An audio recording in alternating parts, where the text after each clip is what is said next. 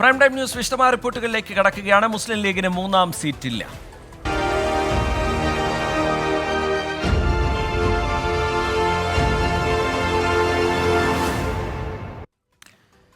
ലോക്സഭാ തെരഞ്ഞെടുപ്പിൽ മുസ്ലിം ലീഗിന് 3ാം സീറ്റ് ലഭിച്ചേക്കില്ല. പകരം രാജ്യസഭാ സീറ്റ് നൽകാമെന്ന നിർദ്ദേശമാണ് ഉഭയകക്ഷി ചർച്ചയിൽ കോൺഗ്രസ് മുന്നോട്ട് വെച്ചത്.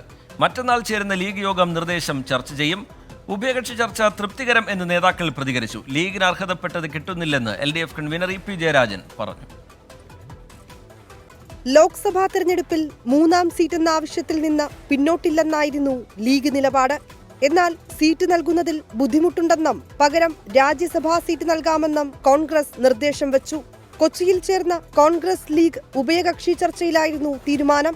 ചൊവ്വാഴ്ച ചേരുന്ന ലീഗ് യോഗത്തിൽ കോൺഗ്രസ് നിർദ്ദേശങ്ങൾ ചർച്ചയാകും. ഇന്നുണ്ടായ ചർച്ചയുടെ മുഴുവൻ ഡീറ്റെയിൽസും 27-ാം തീയതി കാലത്ത് ഞങ്ങൾ വിലയിരുത്തി അന്ന് തന്നെ അത് സംബന്ധിച്ചുള്ള കാര്യങ്ങൾ നിങ്ങളോട് പറയാം. രാജ്യസഭാ സീറ്റ് നിർദ്ദേശം കോൺഗ്രസ് സംസ്ഥാന നേതൃത്വവും AICC അറിയിക്കും. ചർച്ചയാണത്. ഒരു ഓഫറാണ്, ഒരു പ്രപ്പോസലാണ്. 3ാം സീറ്റ് രാജ്യസഭ കൊടുക്കണ്ടെങ്കിൽ ഓൾ ഇന്ത്യ കമ്മിറ്റിയുടെ പെർമിഷൻ വേണ്ടേ? അവരെ പെർമിഷൻ വെച്ചിട്ടല്ലേ ചെയ്യാൻ പറ്റുള്ളൂ. അത് അങ്ങനെയാണ് പറ്റുവാണെങ്കിൽ അത് പരിശോധിക്കും നമ്മൾ. ഉഭയകക്ഷി ചർച്ച തൃപ്തികരമെന്ന് കോൺഗ്രസ് ലീഗ് നേതാക്കൾ വ്യക്തമാക്കി. ഞങ്ങൾ എത്ര വർഷത്തെ ബന്ധമുള്ള രണ്ട് സഹോദര പാർട്ടികളാണ്, എത്രയോ വർഷത്തെ ബന്ധമുള്ള. അവർ പറഞ്ഞ കാര്യങ്ങൾ ഞങ്ങൾ പറഞ്ഞ കാര്യങ്ങൾ അവർ ഉൾക്കൊള്ളുന്നുണ്ട്. 3 സീറ്റല്ല, അതിൽ കൂടുതൽ ലീഗിന് അവകാശമുണ്ടെന്നും ഒറ്റയ്ക്ക് മത്സരിച്ചാൽ കൂടുതൽ സീറ്റ് ലഭിക്കുമെന്നും EP ജയരാജൻ പ്രതികരിച്ചു. യഥാർത്ഥത്തിൽ 3 സീറ്റിനല്ല, ഇന്നത്തെ നില വെച്ച് നോക്കിയാൽ അതിൽ കൂടുതൽ സീറ്റിന് മുസ്ലിം ലീഗിന് അവകാശമുണ്ട്, അതിൻ്റെ സ്വാധീനമുണ്ട്. പക്ഷേ കോൺഗ്രസ് അവരെ ഭയപ്പെടുത്തിക്കൊണ്ടിരിക്കുകയാണ്. നിലവിലെ രാഷ്ട്രീയ സാഹചര്യങ്ങളിൽ കോൺഗ്രസിന്റെ സമവായ നീക്കങ്ങളോട് ലീഗ് വഴങ്ങാനാണ് സാധ്യത. 24 കൊച്ചി. കോൺഗ്രസിന്റെ സമരാഗ്നി യാത്രയെ വിമർശിച്ചും പരിഹസിച്ചും LDF നേതാക്കൾ. BJP പ്രസിഡന്റും കോൺഗ്രസ് അധ്യക്ഷനും പറയുന്നത് ഒരേ കാര്യങ്ങളാണ് എന്നായിരുന്നു മന്ത്രി PM മുഹമ്മദ് റിയാസിന്റെ വിമർശനം. എന്ത് തെറിയും പറയുന്ന പാർട്ടിയായി കോൺഗ്രസ് മാറിയെന്നായിരുന്നു LDF കൺവീനർ EP ജയരാജന്റെ പ്രതികരണം. സമരാഗ്നി യാത്രയുടെ ഭാഗമായി ആലപ്പുഴയിലെ വാർത്താ സമ്മേളനത്തിലായിരുന്നു KPCC അധ്യക്ഷൻ K സുധാകരന്റെ VD സതീശനെതിരായ നീരസ പ്രകടനം. സുധാകരന്റെ പരാമർശം ആത്മാഭിമാനമുള്ള കോൺഗ്രസ് പ്രവർത്തകർ അംഗീകരിക്കുന്നുണ്ടോ എന്ന് മന്ത്രി PA മുഹമ്മദ് റിയാസ് ചോദിച്ചു. ഞാനിപ്പോൾ CPIM-ൽ പ്രവർത്തിക്കുന്നയാളാണ്. ഞങ്ങൾ CPIM പ്രവർത്തിക്കുന്നവർ പരസ്പരം വിളിക്കുക സഖാവേന്നാണോ? കോൺഗ്രസ്സുകാർ പരസ്പരം കണ്ടാൽ അഭിസംബോധന ചെയ്യുന്ന പദമാണോ ഇത്? ആത്മാഭിമാനമുള്ള കോൺഗ്രസ് പ്രവർത്തകർ ഇത് അംഗീകരിക്കും. K സുധാകരന്റെ അസഭ്യവർഷത്തിൽ EP ജയരാജന്റെ പ്രതികരണം ഇങ്ങനെ. അത് നിങ്ങൾ മാധ്യമക്കാർ തന്നെ ആ കാര്യങ്ങളെല്ലാം പറഞ്ഞിട്ടുണ്ട്. അതാണ് കോൺഗ്രസ് UDF എന്ന് പറഞ്ഞാൽ എന്ത് തെറിയും പറയുക. ആ തെറി പറയുകയും എന്നിട്ട് അവസാനം ഞങ്ങൾ ഏറ്റവും മെച്ചപ്പെട്ട സഹോദരങ്ങളാണ്, അതാണ് കോൺഗ്രസ്. അതുകൊണ്ട് കോൺഗ്രസിൻ്റെ ഒരു അവസ്ഥ മനസ്സിലാക്കി കോൺഗ്രസിൻ്റെ പിന്നിൽ അണിനിരന്നിട്ടുള്ള ബഹുജനങ്ങൾ ഇനിയും ഇത്തരത്തിലുള്ളൊരു പാർട്ടിക്ക് പിന്നിൽ അണിനിരക്കണമോ, ഒരു മുന്നണിക്ക് പിന്നിൽ അണിനിരക്കണമോ എന്ന് അവർ കൂടി ആലോചിക്കുന്നത് നല്ലതായിരിക്കും. K സുധാകരന്റെ പരാമർശം കണ്ടപ്പോൾ VKN കഥ ഓർമ്മ വന്നുവെന്ന് കോൺഗ്രസ് നേതാവ് മുല്ലപ്പള്ളി രാമചന്ദ്രൻ. അവർ തമ്മിൽ യാതൊരു തെറ്റിദ്ധാരണയുമില്ല എന്ന കാര്യം രണ്ടുപേരും പറഞ്ഞു കഴിഞ്ഞിട്ടുണ്ട്. എന്നാൽ പോലും എനിക്ക് ആ സംഭവം കണ്ടപ്പോൾ ഞാൻ VKN ഒരു ആരാധകനാണ്.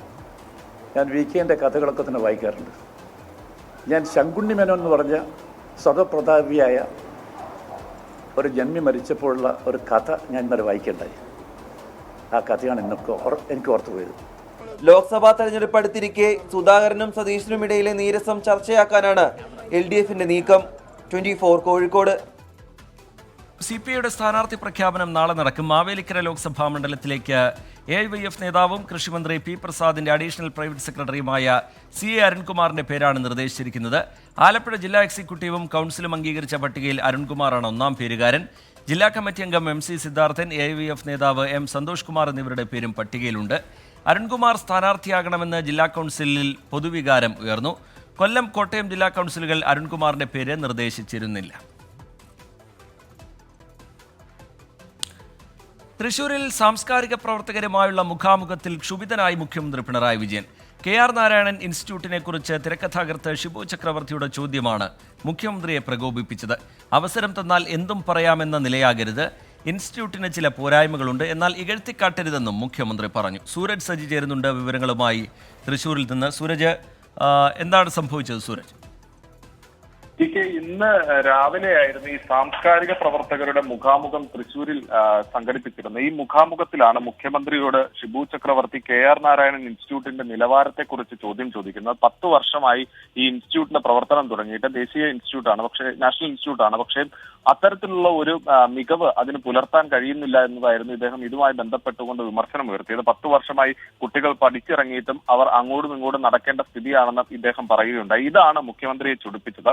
പിന്നാലെ മുഖ്യമന്ത്രി മറുപടി പറയുന്ന സമയത്താണ് ഈ സംഭവം എടുത്തു പറഞ്ഞുകൊണ്ട് അദ്ദേഹം മറുപടി നൽകുന്നത്. ഒരു അവസരം തന്നാൽ എന്തും പറയാം എന്ന നിലയിലേക്ക് കാര്യങ്ങൾ പോകരുത്, അത് സ്വാഭാവികമായി ഈ സ്ഥാപനത്തെ തകർക്കുന്ന നിലയിലേക്കാണ്. അതായത് കുട്ടികൾ ആരും തന്നെ അങ്ങോട്ടേക്ക് വരരുത് എന്നൊരു ധ്വനിയാണ് ഈ വിമർശനത്തിലൂടെ ഉള്ളത് എന്നും പറഞ്ഞ് മുഖ്യമന്ത്രി രൂക്ഷമായ രീതിയിൽ തന്നെ ഷിബു ചക്രവർത്തിക്ക് മറുപടി നൽകുകയായിരുന്നു. സ്വാഭാവികമായും ഈ ചർച്ചയിലൊന്നും തന്നെ മാധ്യമങ്ങൾക്ക് പ്രവേശനം ഉണ്ടായിരുന്നില്ല. മുഖാമുഖത്തിന്റെ ആമുഖത്തിൽ മുഖ്യമന്ത്രി സംസാരിക്കുന്ന ഒഴിച്ചാൽ ഈ ചർച്ചയോ അല്ലെങ്കിൽ ചർച്ചയ്ക്ക് നൽകുന്ന മറുപടിയിലോ ഒന്നും തന്നെ മാധ്യമപ്രവർത്തകർക്ക് പ്രവേശനം ഉണ്ടായിരുന്നില്ല. പക്ഷേ ഇതിനുശേഷം CPM-ന്റെ ഇടത് സൈബർ ഹാൻഡിലുകളിലടക്കം ഇത്തരം ഇപ്പോൾ ഈ സന്ദേശം പ്രചരിക്കുന്നുണ്ട്. ഇതോടുകൂടിയാണ് ഈ സംഭവം പുറത്തെത്തിയത്. ടി കെ സൂരജ് സജി തൃശ്ശൂരിൽ നിന്ന് വിവരങ്ങൾ പങ്കുവയ്ക്കുകയായിരുന്നു.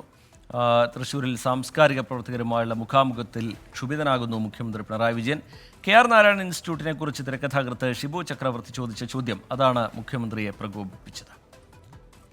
ലോക്സഭാ തെരഞ്ഞെടുപ്പിൽ BJP-യുമായി സഖ്യമെന്ന അഭ്യൂഹങ്ങൾ തള്ളി 2020 ചെയർമാൻ സാബു M. ജേക്കബ്. തെരഞ്ഞെടുപ്പിൽ ഒറ്റയ്ക്ക് മത്സരിക്കുമെന്ന് വ്യക്തമാക്കിയ 2020 എറണാകുളം, ചാലക്കുടി മണ്ഡലങ്ങളിൽ സ്ഥാനാർത്ഥികളെയും പ്രഖ്യാപിച്ചു.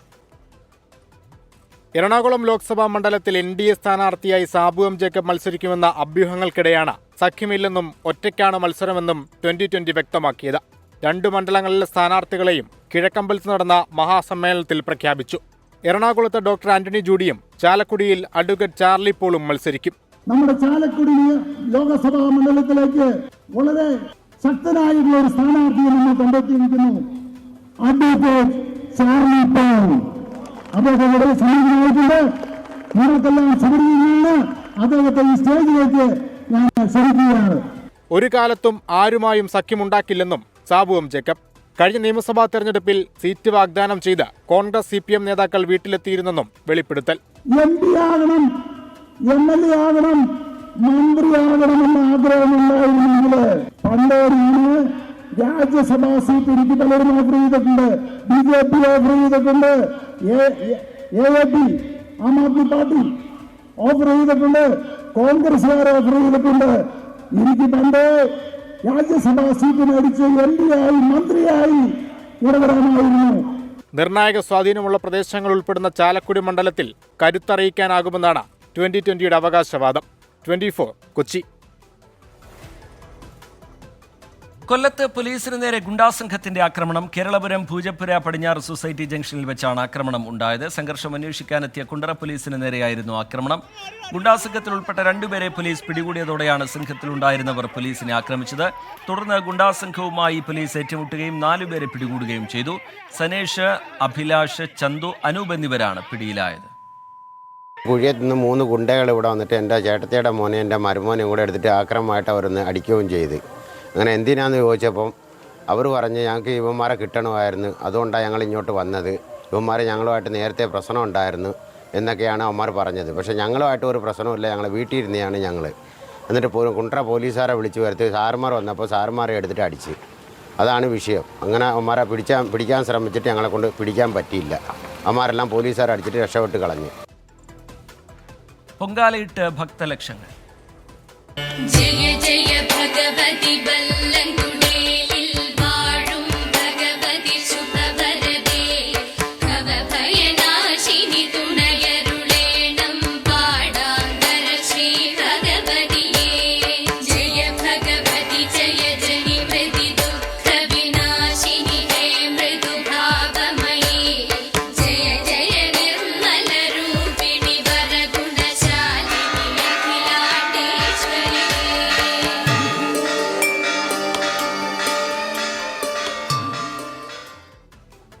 ഭക്തിനിർവൃതിയിൽ യാഗശാലയായി തലസ്ഥാന നഗരി. വ്രതം നോറ്റെത്തിയ തീർത്ഥാടക ലക്ഷങ്ങൾ ആറ്റുകാലമ്മയ്ക്ക് പൊങ്കാലയർപ്പിച്ചു. രാവിലെ 10:30 പണ്ടാരടുപ്പിൽ തീ പകർന്നതോടെ തുടങ്ങിയ പൊങ്കാല സമർപ്പണ ചടങ്ങുകൾ നിവേദ്യത്തോടെ പൂർത്തിയായി.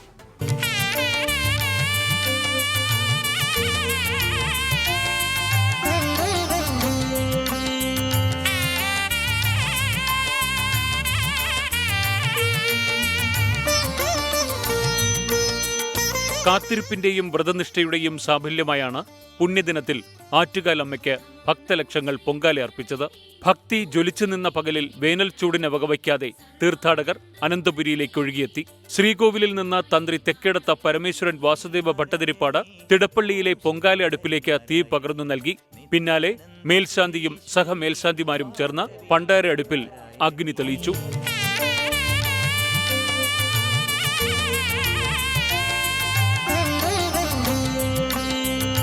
പണ്ടാര അടുപ്പിൽ തീ പകർന്നതോടെ നാടെങ്ങുമുള്ള ഭക്തലക്ഷങ്ങൾ പൊങ്കാല ആരംഭിച്ചു.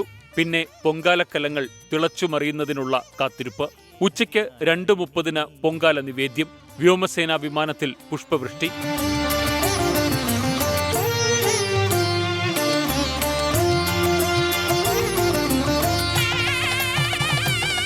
ഒരു വർഷത്തെ കാത്തിരിപ്പിനൊടുവിലെ പുണ്യദിനത്തിൽ ആറ്റുകാലമ്മയ്ക്ക് പൊങ്കാല സമർപ്പിച്ചതിന്റെ സംതൃപ്തിയിൽ തീർത്ഥാടകർ. ഞാൻ എത്തിയിട്ടുണ്ട്. കുറെ പേരുണ്ടോ നിങ്ങൾ? 5 പേര്. സ്ത്രീകളുടെ കൂട്ടമാണ് അല്ലേ? എല്ലാരും നമ്മളെ പോലെ അല്ലേ? എല്ലാ ദിവസവും വരുമോ? അല്ലാതെ എന്നും വരും. ഇന്ന് 9ാമത്തെ ദിവസം അടുപ്പിച്ച് വന്നു. ക്ഷേത്ര സന്നിധിയിൽ നിന്ന് 10 കിലോമീറ്ററോളം പരിധിയിൽ ഭക്തർ പൊങ്കാല അർപ്പിച്ചു. ഇനി അടുത്ത വർഷത്തേക്കുള്ള കാത്തിരിപ്പ്.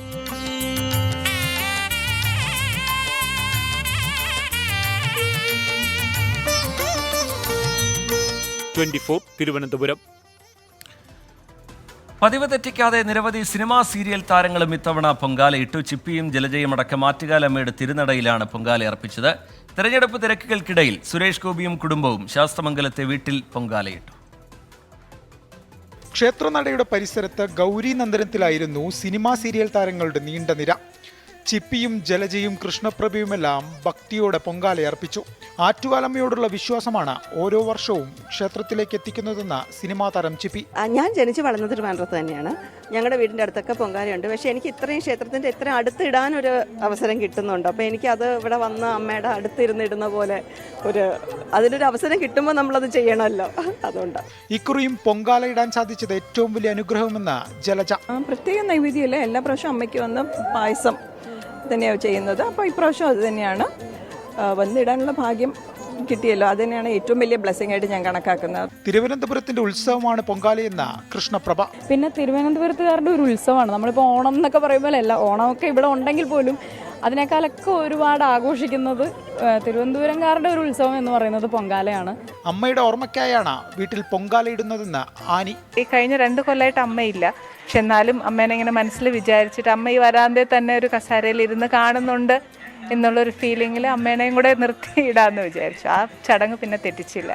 പാൽക്കുളങ്ങരയിലെ വീട്ടിലായിരുന്നു വിഴിഞ്ഞം പോർട്ട് MD ദിവ്യ എസ് അയ്യരുടെ പൊങ്കാല. രാമാക്ഷി മീനാക്ഷി കാശി വിശാലാക്ഷി ജഗദംബ ശാലിനി ലക്ഷ്മി ഗൗരി ഭുവനേശ്വരി. സ്ത്രീകൾക്ക് ശക്തി പകരുന്ന ആചാരമെന്ന് സുരേഷ് ഗോപി. ഇത് എല്ലാ വർഷവും ഇങ്ങനെ തന്നെ. 1990 മുതൽ എൻ്റെ ഓർമ്മ ശരിയാണെങ്കിൽ കല്യാണം കഴിഞ്ഞാണ് പൊങ്കാല വരുന്നത്. ആ വർഷത്തെ അന്ന് മുതൽ പൊങ്കാല മുത്തശ്ശിയുടെ സാന്നിധ്യത്തിലിട്ടിരുന്നു. എൻ്റെ അമ്മയും കുടുംബവും ഞങ്ങളുടെ കുടുംബക്കാരിലെ സ്ത്രീപക്ഷങ്ങളെല്ലാം വന്ന് ഈ ആചാരം തുടങ്ങി വെച്ചു. ഫ്ലവേഴ്സ് TV സംപ്രേക്ഷണം ചെയ്യുന്ന ആറ്റുകാലമ്മ സീരിയൽ ഫെയിം സംസ്കൃതി ഷേണായി ഉൾപ്പെടെ ആദ്യമായി പൊങ്കാലർപ്പിക്കാനെത്തിയ പ്രമുഖരും നിരവധി. രാജ്ഭവന് മുന്നിൽ പൊങ്കാലർപ്പിച്ച ഭക്തജനങ്ങൾക്ക് ഗവർണറുടെ ഭാര്യ രേഷ്മ ആരിഫ് സംഭാര വിതരണം ചെയ്തു.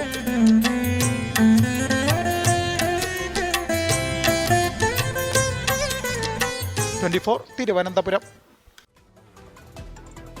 പൊങ്കാല സമർപ്പിച്ചു മടങ്ങിയ 10,000ങ്ങളാണ് ഒരേ സമയം റെയിൽവേ സ്റ്റേഷനിലും ബസ് സ്റ്റാൻഡിലും എത്തിയത്. കഴിഞ്ഞ വർഷങ്ങളിലേത് പോലെ പൊങ്കാലയ്ക്ക് ശേഷം ക്ഷേത്ര പരിസരവും നഗരവും വൃത്തിയാക്കുന്ന ജോലിയും തൊട്ടു പിന്നാലെ ആരംഭിച്ചിരുന്നു.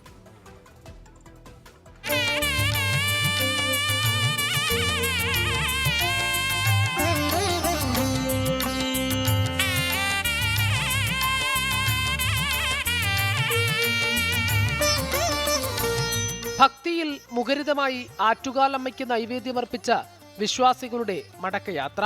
ഉച്ചയ്ക്ക് 2:30 നിവേദിക്കൽ ചടങ്ങിന് ശേഷം പണ്ടാരയെടുപ്പിൽ പുണ്യാഹം തളിച്ചതോടെയാണ് പല നാടുകളിൽ നിന്നെത്തിയ ഭക്തരുടെ മടക്കം.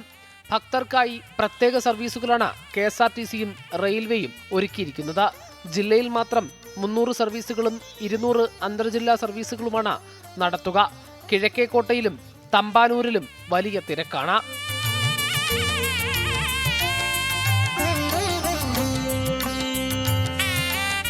ക്ഷേത്ര പരിസരവും നഗരവും തിരുവനന്തപുരം കോർപ്പറേഷന്റെ നേതൃത്വത്തിൽ ശുചീകരണ തൊഴിലാളികൾ വൃത്തിയാക്കിക്കൊണ്ടിരിക്കുകയാണ്. 24 തിരുവനന്തപുരം. പൊങ്കാല ദിവസം സെക്രട്ടേറിയറ്റിന് മുന്നിൽ പൊങ്കാല അർപ്പിച്ചുള്ള പ്രതിഷേധവും നടന്നു. ഇത്തവണ CPO റാങ്ക് ഹോൾഡേഴ്സും അമ്മമാരുമാണ് പൊങ്കാലയിട്ട് പ്രതിഷേധിച്ചത്. ആറ്റുകാലിൽ പണ്ടാര അടുപ്പിൽ തീ പകർന്നപ്പോൾ സെക്രട്ടേറിയറ്റിൽ 51 കലങ്ങളിലായി പ്രതിഷേധ പൊങ്കാലയ്ക്കും തീ പകർന്നു. 2019 റാങ്ക് ലിസ്റ്റിലുള്ള CPO ഉദ്യോഗാർത്ഥികളും അമ്മമാരുമാണ് പൊങ്കാല അർപ്പിച്ചും പ്രതിഷേധമുയർത്തിയത്.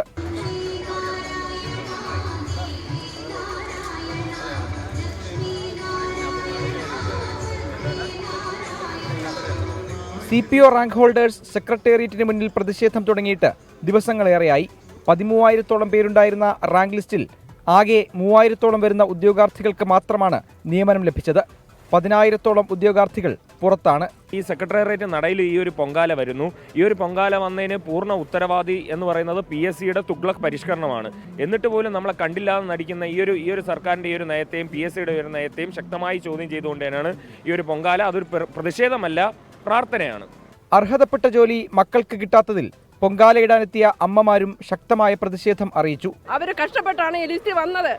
അതെന്തുകൊണ്ട് സർക്കാർ കണ്ണടച്ച് കാണിക്കുന്നത്? അതിനൊരു വിലയുമില്ലേ അവർ പഠിച്ചതിന്? അതാണ് ഞങ്ങൾക്ക് അറിയേണ്ടത്, അല്ലാതെ വേറെ ഒന്നും അറിയണ്ട. ഞങ്ങൾക്ക് ഇത് എന്തെങ്കിലും ഒരു നിയമം ഉണ്ടാക്കിയില്ലേ ഞങ്ങൾ ഇതിൻ്റെ അപ്പുറത്തെ സമരത്തിലേക്ക് പോവുകയാണ്. ഇനി തൊട്ട് അമ്മമാരും സഹോദരിമാരും, അവൻ്റെ ഭാര്യയാണ്, എൻ്റെ മോൻ്റെ ഭാര്യ ഇത്, അവളെ കൂടെ ഞാൻ കൊണ്ടുവന്നേക്കുവതിന്. റാങ്ക് ലിസ്റ്റിന്റെ കാലാവധി കഴിയാൻ ഇനി 50 ദിവസം മാത്രമാണ് ബാക്കി. അതിനുള്ളിൽ സർക്കാർ പരിഹാരം കാണണമെന്നാണ് ഉദ്യോഗാർത്ഥികളുടെയും അമ്മമാരുടെയും ആവശ്യം. 24 തിരുവനന്തപുരം. വയനാട് മുള്ളൻകൊല്ലിയിൽ വീണ്ടും കടുവ ആക്രമണം. മുള്ളൻകൊല്ലി കാക്കനാട്ട് തോമസിന്റെ കാളക്കുട്ടിയെ കടുവ കൊന്നു. പ്രദേശത്ത് വനവകുപ്പ് ജാഗ്രതാ നിർദ്ദേശം നൽകിയിട്ടുണ്ട്. കോഴിക്കോട് കോടഞ്ചേരിയിലും പുലി ഇറങ്ങി. രാവിലെ 5:45 മുള്ളൻകൊല്ലി പള്ളിയിലേക്ക് പോയിരുന്നവരാണ് റോഡിൽ കടുവയെ കണ്ടത്. കുർബാന സമയമായതിനാൽ പള്ളിയിലേക്ക് വിശ്വാസികളുടെ തിരക്കുണ്ടായിരുന്നു. മുള്ളൻകൊല്ലി സെൻറ് മേരീസ് ഫൊറാന ചർച്ചിൽ 6 മണിക്ക് കുർബാനയ്ക്ക് പോകുന്ന ഒരു വ്യക്തി കടുവയെ കാണുകയും ആ കടുവ റോഡിന് കുറുകെ ചാടുന്നതും കണ്ടു.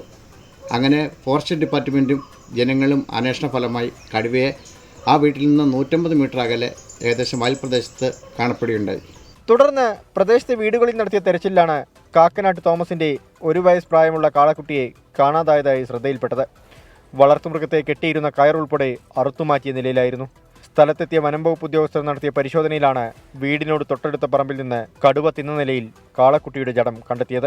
വനമേഖലയിൽ നിന്ന് 7 കിലോമീറ്റർ ദൂരമുള്ള മുള്ളൻകൊല്ലി ടൗണിൽ കടുവ ഇറങ്ങിയതിന്റെ ഭീതിയിലാണ് ജനങ്ങൾ. കടുവയ്ക്കായി വനംവകുപ്പ് തെരച്ചിൽ നടത്തുന്നുണ്ട്. കോഴിക്കോട് കോടഞ്ചേരിയിൽ പുലി ഇറങ്ങിയതിനെ തുടർന്ന് വനംവകുപ്പ് 4 നിരീക്ഷണ ക്യാമറകൾ കൂടി സ്ഥാപിച്ചു. പ്രദേശത്ത് കൂട് സ്ഥാപിക്കണമെന്നാണ് നാട്ടുകാരുടെ ആവശ്യം. 24 വയനാട്. വയനാട് നടവയലിൽ വീണ്ടും കടുവയുടെ ആക്രമണം. പാറപ്പള്ളിയിൽ ഷാജിയുടെ ഉടമസ്ഥതയിലുള്ള പോത്തിനെ കടുവ കൊന്നു. 3 പോത്തുകളുമായി വയലിലേക്ക് പോകുന്നതിനിടെ കടുവ ആക്രമിക്കുകയായിരുന്നു. പോത്തിനെ വനത്തിനുള്ളിലേക്ക് 500 മീറ്ററോളം ഓടിച്ചു കയറ്റിയാണ് കടുവ കൊന്നത്. കടുവയെ കണ്ടെത്തുന്നതിനായി പ്രദേശത്ത് വനംവകുപ്പ് ക്യാമറകൾ സ്ഥാപിച്ചു. സുൽത്താൻ ബത്തേരി നൂൽപ്പുഴ പഞ്ചായത്തിലും ജനവാസ മേഖലയിൽ ഇറങ്ങിയ കടുവയ്ക്കായി കൂട് സ്ഥാപിച്ചിട്ടുണ്ട്. കല്ലൂർ ഭാഗത്താണ് കൂട് സ്ഥാപിച്ചത്. ജനങ്ങൾ ജാഗ്രത പാലിക്കണമെന്ന് വൈൽഡ് ലൈഫ് വാർഡൻ അറിയിച്ചു. എറണാകുളത്തെ മലയോര മേഖലകളിൽ കാട്ടാന ശല്യം രൂക്ഷമായി തുടരുകയാണ്. മലയാറ്റൂരിലെ ജനവാസ മേഖലയിൽ വീണ്ടും കാട്ടാന ഇറങ്ങി. തൃശൂരിൽ കാട്ടുപന്നി കുറുകെ ചാടിയ അപകടമുണ്ടായി. പൊള്ളാച്ചിയിൽ കനാലിൽ വീണ കുട്ടിയാനയെ വനംവകുപ്പ് രക്ഷപ്പെടുത്തി. മലയാറ്റൂർ ആറാട്ടുകടവ് ദുർഗാദേവി ക്ഷേത്രത്തിലാണ് പുലർച്ചെയോടെ കാട്ടാനക്കൂട്ടമെത്തിയത്. ഒരാഴ്ചക്കിടെ ഇത് 2ാം തവണയാണ് ജനവാസ മേഖലയിൽ കാട്ടാനക്കൂട്ടം ഇറങ്ങുന്നത്. മലയാറ്റൂരിലെ വള്ളിയാംകുളത്തും കാട്ടാനകൾ കൂട്ടമായി എത്തി.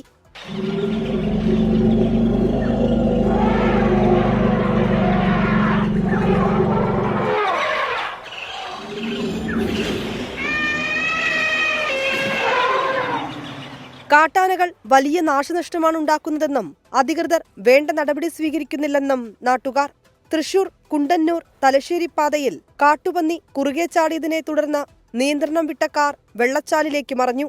വാഹനത്തിലുണ്ടായിരുന്ന 2 യാത്രക്കാരും പരുക്കുകളില്ലാതെ രക്ഷപ്പെട്ടു. കാറിന്റെ മുൻവശം പൂർണ്ണമായും തകർന്നു. പൊള്ളാച്ചിയിൽ കോണ്ടൂർ കനാലിൽ വീണ ആനക്കുട്ടിയെ വനംവകുപ്പ് ജീവനക്കാർ രക്ഷപ്പെടുത്തി. പിടിയാനയ്ക്കൊപ്പം വെള്ളം കുടിക്കാനെത്തിയതായിരുന്നു കുട്ടിയാന. 24 കൊച്ചി. ചർച്ച് ബില്ലിലൂടെ ഓർത്തഡോക്സ് സഭയുടെ സ്വാതന്ത്ര്യത്തെ നഷ്ടപ്പെടുത്താമെന്ന് വിചാരിക്കുന്നവർ മൂഢസ്വർഗത്തിലാണെന്ന് ബസേലിയൂസ് മാർത്തോമ മാത്യൂസ് തൃതീയൻ കാതോലിക്ക ബാവ.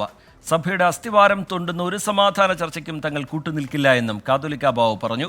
അതേസമയം സഭാതർക്കം അവസാനിപ്പിക്കാനാണ് ചർച്ച് ബില്ലെന്നും എല്ലാവരുടെയും പിന്തുണയുണ്ടാകണമെന്നും യാക്കോബായ സഭ പ്രതികരിച്ചു. കോട്ടയത്ത് നടന്ന മാർത്തോമ പൈതൃക സംഗമ സമ്മേളനത്തിലാണ് കാത്തോലിക്ക ബാവ ചർച്ച് ബില്ലിൽ സഭയുടെ നിലപാട് ആവർത്തിച്ചത്. സുപ്രീം കോടതി വിധി ലംഘിച്ച് നിയമം കൊണ്ടുവരാൻ സർക്കാർ ശ്രമിച്ചാൽ അത് അംഗീകരിക്കില്ല. സഭയുടെ അസ്ഥിവാരം തകർക്കാനുള്ള ശ്രമങ്ങൾ ചെറുക്കുമെന്നും കാത്തോലിക്ക ബാവ പറഞ്ഞു. സമാധാന ചർച്ചകൾക്ക് സഭ എന്നും തയ്യാറായിട്ടുണ്ട്, ഇന്നും തയ്യാറാണ്, നാളെയും തയ്യാറാണ്. പക്ഷേ സഭയുടെ അസ്ഥിവാരം തോണ്ടുന്ന ഒരു സമാധാന സമിതിക്കും ഞങ്ങൾ കൂട്ടുനിൽക്കും. എന്നാൽ ചർച്ച് ബില്ലിനെ ഓർത്തഡോക്സ് സഭ എതിർക്കുന്നത് എന്തിനാണെന്നാണ് യാക്കോബായ വിഭാഗം ചോദിക്കുന്നത്. കേരള സമൂഹം ആഗ്രഹിക്കുന്നത് സഭാതർക്കം അവസാനിപ്പിക്കാനാണ്. അതിനുവേണ്ടിയാണ് ചർച്ച് ബിൽ എന്നും യാക്കോബായ സഭ മലങ്കര മെത്രാപ്പോലീത്ത ജോസഫ് മാർ ഗ്രിഗോറിയസ് പ്രതികരിച്ചു. ആക്ഷേപങ്ങൾ കൊണ്ടോ അതല്ലെങ്കിൽ സമൂഹത്തിൽ എന്തെങ്കിലും ബുദ്ധിമുട്ടുകൾ ഉണ്ടാക്കുവാനോ പൊതുസമൂഹത്തിന് എന്തെങ്കിലും വിപത്തുകൾ ഉണ്ടാക്കുവാനോ ഒന്നും നമ്മുടെ വിശ്വാസി സമൂഹം ഒരിക്കൽ പോലും അതിനുവേണ്ടി മുതിർന്നിട്ടില്ല. നീതി നിഷേധിക്കപ്പെട്ട ഒരു സമൂഹത്തിന് നീതി ഉറപ്പാക്കണമെന്നുള്ള നിശ്ചയദാർഢ്യത്തോടുകൂടി കേരള ഗവൺമെന്റ് ഒരു ബില്ല് കൊണ്ടുവരുമ്പോൾ ആ ബില്ലിന് ഇവിടുത്തെ പ്രതിപക്ഷ അംഗങ്ങൾ എല്ലാവരും പൂർണ്ണമായ പിന്തുണ നൽകിയിട്ടുണ്ട് എന്നുള്ളതും ഏറ്റവും സ്വീകാര്യമായിട്ടുള്ള ഒരു കാര്യം തന്നെയാണ്. മന്ത്രിമാരായ വീണ ജോർജിനെയും ബി എൻ വാസവനെയും വേദിയിലിരുത്തിയായിരുന്നു കാതോലിക്ക ബാവയുടെ പ്രതികരണം. Kerala governor Arif Mohammad Khan, Goa governor PS ശ്രീധരൻപിള്ളയും ചടങ്ങിൽ പങ്കെടുത്തു. കൊച്ചി കരിങ്ങാച്ചിറയിൽ നടന്ന പരിപാടിയിലാണ് യാക്കോബായ സഭ മലങ്കര മെത്രാപ്പോലീത്ത ജോസഫ് മാർ ഗ്രിഗോറിയോസ് നിലപാട് വ്യക്തമാക്കിയത്. News desk 24. സമുദായാചാര്യൻ മന്നത്ത് പത്മനാഭനെക്കുറിച്ച് CPIM മുഖപത്രം ദേശാഭിമാനി പ്രസിദ്ധീകരിച്ച ലേഖനത്തിനെതിരെ NSS.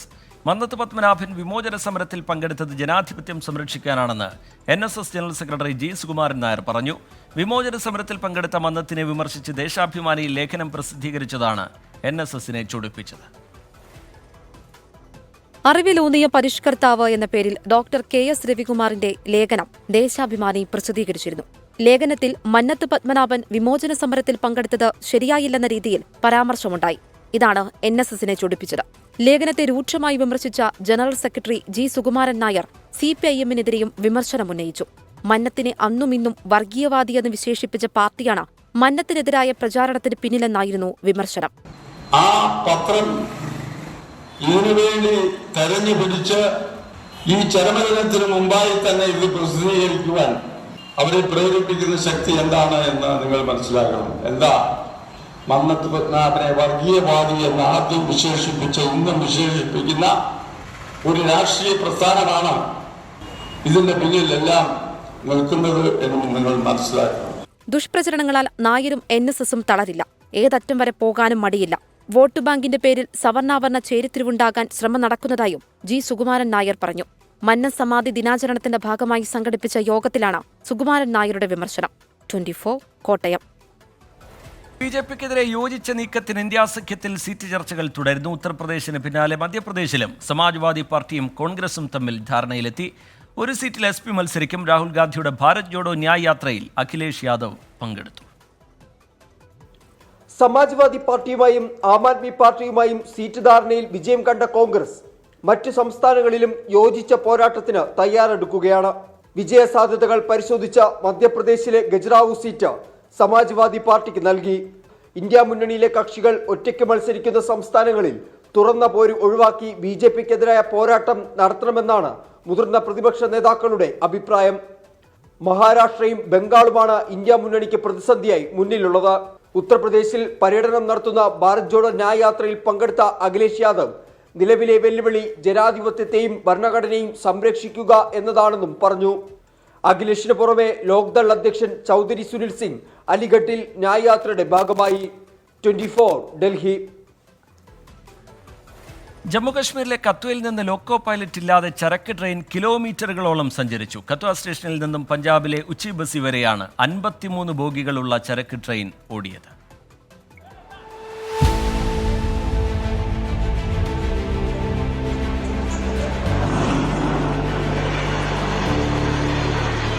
ജമ്മു കശ്മീരിലെ കത്വ റെയിൽവേ സ്റ്റേഷനിൽ നിർത്തിയിട്ടിരുന്ന ചരക്ക് ട്രെയിനാണ് ലോക്കോ പൈലറ്റ് ഇല്ലാതെ കിലോമീറ്ററുകൾ ഓടിയത്.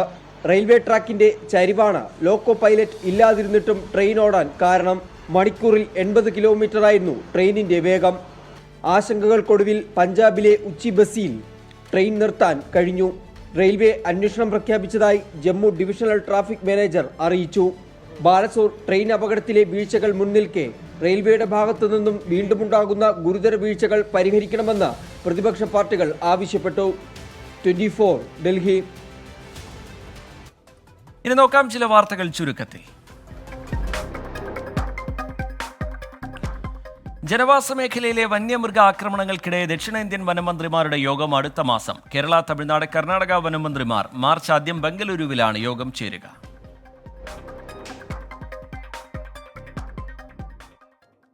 കേന്ദ്ര സംസ്ഥാന സർക്കാരുകൾക്കെതിരെ തൃശൂർ അതിരൂപത സമുദായ ജാഗ്രതാ സമ്മേളനം. മണിപ്പൂർ ഉൾപ്പെടെ വിവിധ പ്രദേശങ്ങളിലെ സംഘർഷം അവസാനിപ്പിക്കാൻ കേന്ദ്ര സർക്കാർ ഇടപെടണമെന്ന് പ്രമേയം. JB കോശി കമ്മീഷൻ റിപ്പോർട്ട് പ്രസിദ്ധീകരിക്കാൻ തയ്യാറാകാത്ത സംസ്ഥാന സർക്കാരിനും വിമർശനം.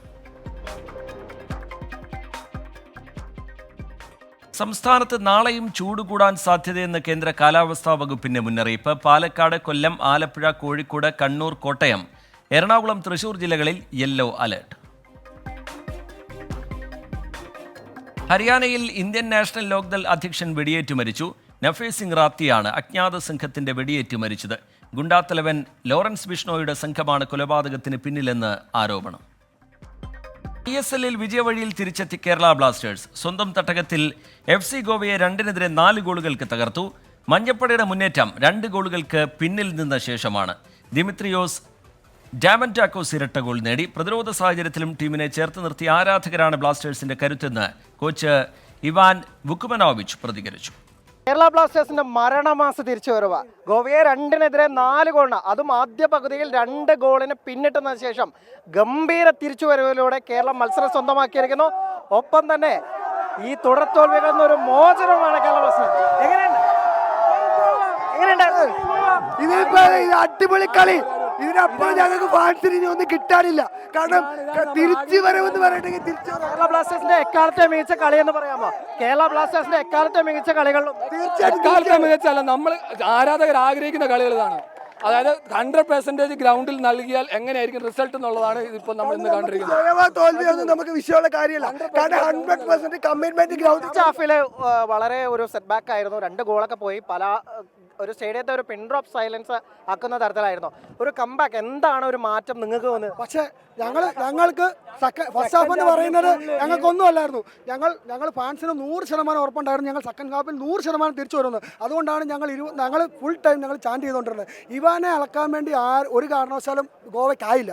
ഇവാൻ വേറെ ലെവലാണ്. അതിനെ ആർക്കും എല്ലാം പറ്റത്തില്ല. 2 സബ്സ്റ്റിറ്റ്യൂഷനെ കുറിച്ച് എന്താ പറയുക? ആ 2 സബ്സ്റ്റിറ്റ്യൂഷൻ, അയ്മന്റെ അസറിന്റെ സബ്സ്റ്റിറ്റ്യൂഷൻ ഈ കളിയാ രണ്ടുപേരും ഗ്രൗണ്ടിൽ ഗോവനെ വലിച്ചു കീറുക എന്ന് പറയുന്ന പോലത്തെ കളിയായിരുന്നു. 2 പേരും ഒരാളെ എടുത്തു പറയുന്നത് 2 പേരും നല്ല കളിയായിരുന്നു. പ്രത്യേകിച്ച് ഫെദോറിനെ കുറിച്ച് എടുത്ത് പറയേണ്ടത് കഴിഞ്ഞ മത്സരങ്ങളിലൊക്കെ നിങ്ങൾ ആരാധകരുടെ അടക്കം വിമർശനം വന്നത് ഇത്തവണ അദ്ദേഹത്തിന്റെ ആ ഗോളിലൂടെ എങ്ങനെ തോന്നുന്നു? സൈലന്റ് കില്ലർ എന്ന് പറഞ്ഞിട്ടുണ്ടെങ്കിൽ അതാണ് ഗ്രൗണ്ടിൽ കാണിച്ചു വെച്ചത്. കാരണം പെപ്പറ നമുക്ക് ഔട്ടായതിനു ശേഷം നമ്മൾ ഒരു തിരിച്ചറിവ് ശരിക്കും പ്രതീക്ഷിച്ചിരുന്നില്ല. പക്ഷേ ഫെഡറിന്റെ ഒരു സൈനിങ് എന്ന് വേണ്ടെങ്കിൽ നമ്മൾ ആദ്യത്തെ ഒരു 3 മാച്ചിൽ നമ്മൾ പുള്ളിനെ നമുക്ക് ജഡ്ജ് ചെയ്യാനായിട്ടില്ല. പക്ഷേ ഈ ഒരു മാച്ചിൽ പുള്ളിയുടെ കളി എന്ന് പറഞ്ഞിട്ടുണ്ടെങ്കിൽ നമ്മൾ എന്താണ് പറയുന്നത്, നമുക്ക് പറയാനില്ല. കാരണം നമുക്ക് വേണ്ട ഒരു 100% കമ്മിറ്റ്മെന്റ് പുള്ളി ഗ്രൗണ്ടിൽ കാണിച്ചു തന്നു. നമ്മുടെ ദിമി എങ്ങനെയുണ്ടായിരുന്നു? അതായത് വീണ്ടും ദിമി ഇന്നത്തെ ദിവസം പൊളിച്ചടക്കി. അത്തോളൂ ഇവിടെ 2 ഗോള് കംബാക്ക്. ടീമിന്റെ ഇഞ്ചോ കഴിഞ്ഞുള്ള കംബാക്കാണ് ടീമിയുടെ.